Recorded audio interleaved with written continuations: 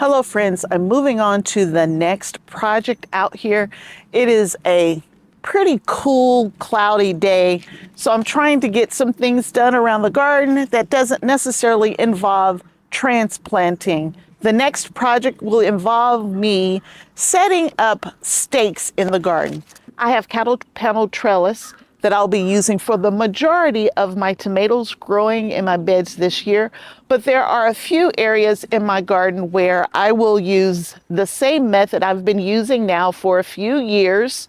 On this back wall here, running just up beside my garage, it gets very warm. And over the years, I've had tomato plants grow as high as the garage itself. I mean, the plants were like leaning onto the roof of the garage. In this space here, before I had access to cattle panels, I've always used stakes. Some are already installed, so these are 8-foot stakes, and I used to just take Velcro and try my best to manage the tomato vines.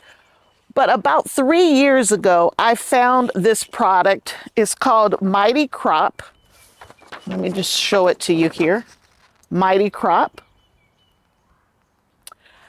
I feel bad because I guess the ideal never took off.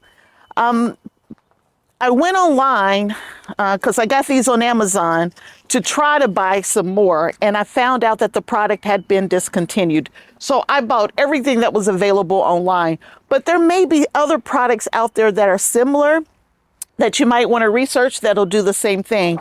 But this Mighty Crop device here, it's just, I call it a little disc here, and it opens up and it can receive whatever size stake that you have. So if you have super skinny stakes, it'll receive those, all the way up to these really big, massive stakes. It will trellis anything.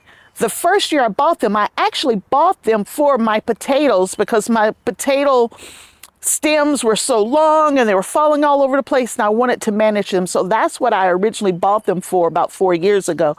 And then I quickly realized that it's perfect for the tomatoes. And so this will be year 3 using them for tomatoes, but they don't make it anymore. But it might give you ideas of other products out there if, one, you don't have access to cattle panels, or, maybe cattle panels isn't an option. Maybe you're in a much smaller space, but you would like a nice heirloom type tomato. But again, those vines get really tall and you need to be able to manage them. And you can trim them and prune them to one lead where there's only one vine going up, but you still have to manage that one vine. With this setup, you can train it to have multiple vines coming up, and you can have a 2-liter, a 3-liter, a 5-liter, if that's what you want, right? And you'll be able to manage multiple vines going up. So let me get to that process and let me just show you how I'm going to do it. The name brand of my 8-foot stakes is Nano Pretty, I think is what it says. Nano Pretty. I purchased these, I believe, on Amazon, and they're 8-foot stakes. They're 0.78 nanometers, so they're pretty thick, heavy-duty stakes. And this particular stake, I don't think is made out of, my tag's all faded, so I'm struggling to read this here. Let me check the other one. Nano Pretty garden stakes. They're 8-foot, 0.78 diameter. It doesn't say what they're made out of, but they don't feel like they're metal. I used to buy these and they were metal stakes, and they were good for 2 or 3 years. And then after that, they would just, oh my goodness, they would break down or rust out, and they would break on me in the middle of the season. But this is some type of solid material. I don't know what the material is. It has little grooves all along it and a little pointy end here so we can install it. So let's get this in the ground. Wanted to make sure you could see me. So in this bed here, this will be my tomatillos. So tomatillos are a lot like tomatoes, the way they grow and their habits and that kind of stuff. But a tomatillo, I used to call it the tomatoes with the clothes on them because they have that little paper husk around them. But in order to grow tomatillos, you need more than one plant. So if you're interested in green salsa, Anything dealing with tomatillos, if you want to grow it in your garden, you have to have more than one plant.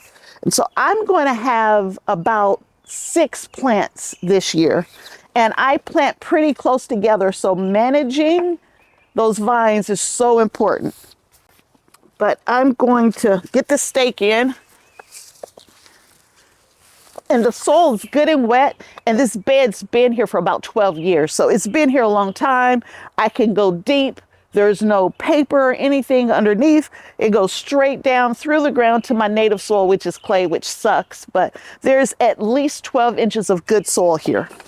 And I've pushed this in, and I forgot to do the one step that I needed to do first. Let's start this process over. This is like the third cut on this. So before I install the stakes, the one thing that I like to do first, because if you don't do this, now you're on a ladder in the garden, is to go ahead and install my Mighty Crop disc. I don't use the largest one. I use as far as which one to connect it to. There's 1, 2, 3, 4, 5, 6 options, and they start very narrow from a diameter standpoint, and then they get really huge. I use the second largest one. And typically, I only put 2 on each stake because I didn't have very many. But now that I have cattle panel trellis, I don't have to try to conserve. So I'm putting 3 per stake. And there's this beautiful little handle here that's kind of built in. You just kind of pull it and it opens up the hole so that you can put the stake through it. Once you have the 3, or how many ever, or whatever type of trellis device you're using, I'm just going to stick it in the ground. There's one in, and I'm going to plant them fairly close. So I got to really manage where I need these to be. So let's just keep this process going. Let me share the screen one more time so you can see holistically here what I'm doing here. But you see all of the different size hoses that'll take all of those different size stakes. And they're even showing down here someone using this to hold their tomato plants. When I use this particular device, I don't have to use Velcro or tomato like staking tape or anything like that. So I love these. I just wish they still made them, you know, or if you know where I can get more of these, please let me know. Okay, I think I've miscounted. I thought I had enough to put 3 on each one, and it looks like I'm 1 short. So we'll have 1 plant that won't get 1, but that's okay too. The other thing that I liked about these, and I feel bad because I'm telling you about a product that I can't even tell you how to source, but I've had them for 4 years and I don't see any signs of them breaking down or degrading in any way from the weather. Now I keep them put up in the winter, but they're out all summer long in the heat, you know, the rain, all of the typical weather, but I love them. They're awesome products. And there we go. So as my little plants first start growing, they don't need the staking, right? It's not until they get at least about 2 feet tall that they start needing support. Once they get to about this height right here, the plants, then I will start managing the vines. And I will trim down so I don't have too many vines going, because if you have too many vines, it's putting the energy into the vines and not into producing the fruit. So I will clip off as many suckers as I can, but I do want to keep a good 4 to 5 vines per plant going. And so I'll get it down to 4 or 5. I'll start staking them up or trellising them up about the 2 foot mark. And then I'll go another 2 feet or so. And then on the ones that I have 3, I can go another 2 feet or so. And typically back here, these plants get every bit as tall as my stakes, whether I'm talking tomatoes or tomatillos. And that's the process. But for now, I'll just keep them all down just so they're out the way. I just wanted to kind of show you how they spaced out. That's why I had them up. And this one's going to be a problem because I'm in the wrong hole. I don't know, it might work. When I use the largest hole, these move without me adjusting them. So we might have to change these two out. The other two are right. That's my trellis system for these back beds. And I even have one all the way back in that bed there because I had an open space. So we will put some type of tomato family plant back there as well. Now these are all for my indeterminate tomato plants. Indeterminate. They'll be on a cattle panel and they will be on this trellising system. My indeterminate tomatoes will not be using this system at all. They will be in my GreenStalk. So I don't have any places in ground for determinate or short 3 to 4 foot tomatoes in my garden, but you will see some in my neighbor's garden that I'm working as well. Let's move on to the next project. All right, for this next project, it's a super simple one. I have collards growing in all of my GreenStalks, but I'm going to add a few collards to this space right here. So this bed is about 3 feet wide. So I can have 3 plants, because I do the square foot gardening method.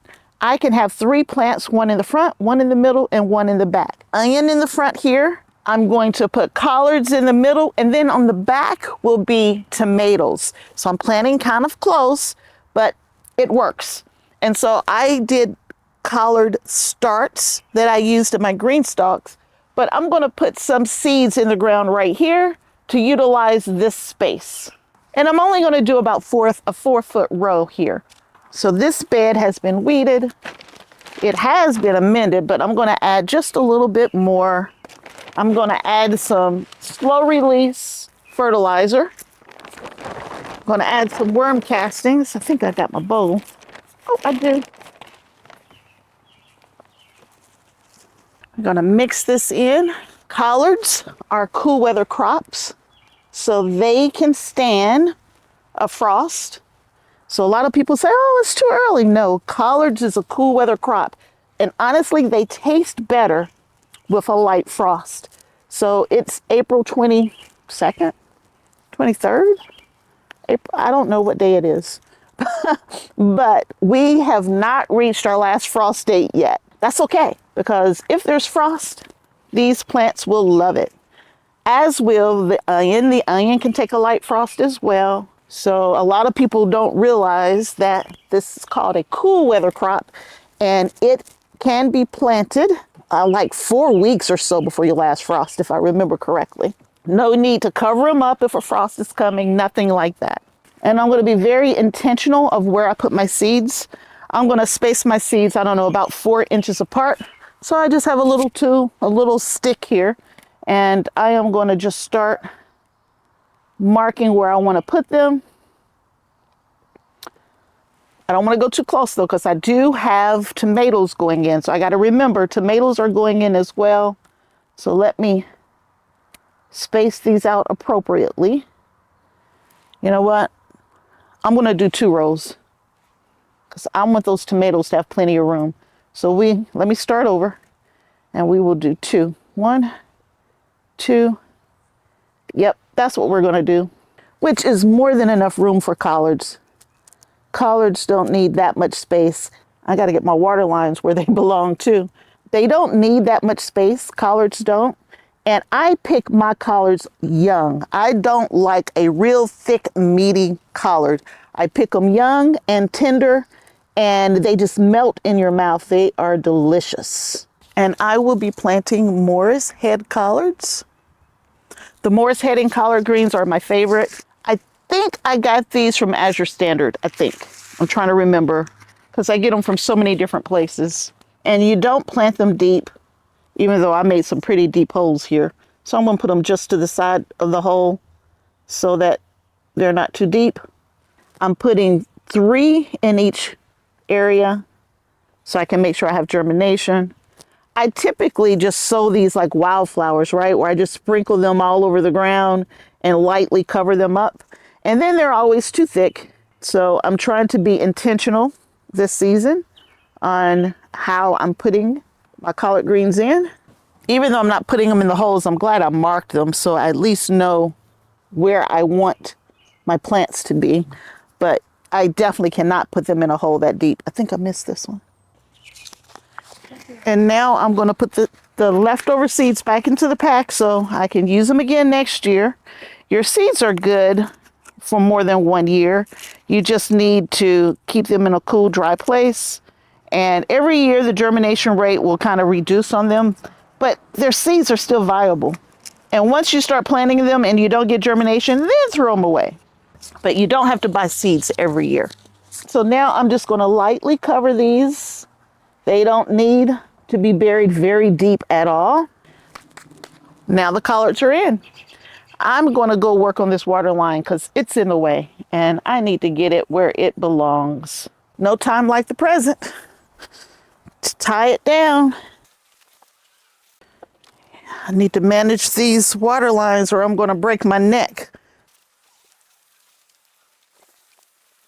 Nice. Nice. This looks good. This bed is almost complete. We just need tomatoes and peppers and it will fully, and cucumbers, and it will fully be laid out. Okay. We will move on to another project.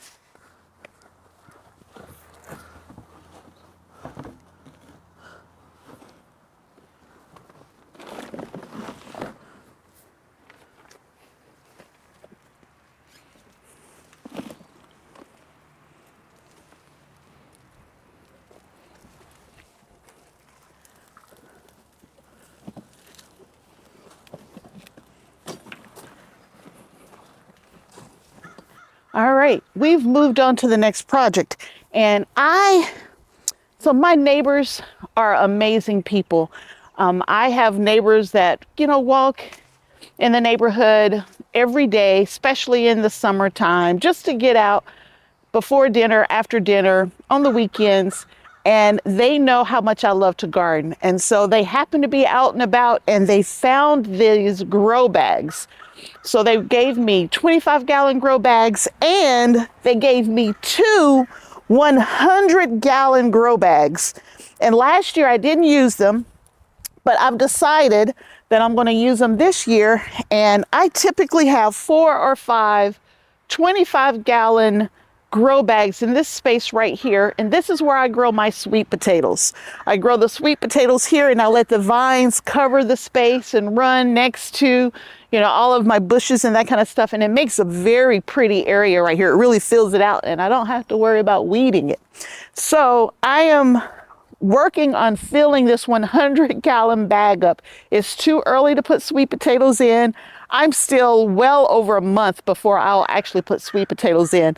But I'm going to go ahead and set the bag up so I don't have to worry about it later. And my sister's going to give me a helping hand. This bag is so large, I'm using anything and everything in the bottom of it. And I'm going to put some good potting mix in the top.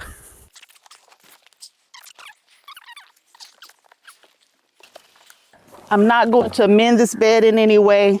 I am just adding matter to this bed so we can prepare it. So this is that dirt that was in my bed that was full of weeds. The weeds only covered like the top 3 or 4 inches of that bed. It was just like a mat. So those are the weeds that I've taken out the bed and I'm trying to reuse the good potting soil that was below those weeds. I've been able to save quite a bit of it. I'm going to also add some leaf mulch in here because I got a ton of that. And then we're going to just keep adding to this bag for the next month until we get ready to put our sweet potatoes in. But that's all I'm going to do here today. I'm going to add some leaf mulch next. So this leaf mulch, on the east side of my house, I have a ton of trees. Well, my neighbor has a ton of trees. I think it's a big maple tree. I mean, huge leaves, or an oak or something. I don't know much about trees, but we don't clean the leaves out in that space, but probably every other year. So we had a ton of leaves over there. And we pulled them out, we put them in this trash bag here, and then we just kind of had the kids have some fun. They jumped on it, they played on it, they rolled around in it, they sat on it, and they've been doing that for about a week now. And so, is it perfect leaf mulch? No, but it's okay. It's not going to matter because we're going to bury it pretty deep in this 100-gallon container.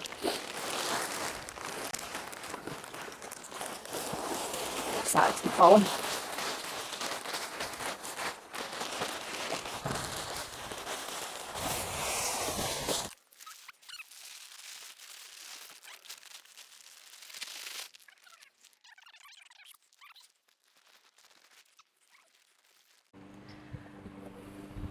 Hello, it's been several days, actually it's been almost a week and a half since I worked on some of those projects. The current project that I'm working on, the camera fell. I didn't realize that the video became blurry for the rest of that project. So I want to share with you the final setup for this 100-gallon grow bag. So here's the final product of the grow bag. So it's 100 gallons. It's about, I don't know, about 6 inches from the top. I'll probably fold the handles down because it's not like I'm ever going to remove the soil from this bag. So 100 gallons of leaf mulch and reused soil that's been depleted, as well as new soil,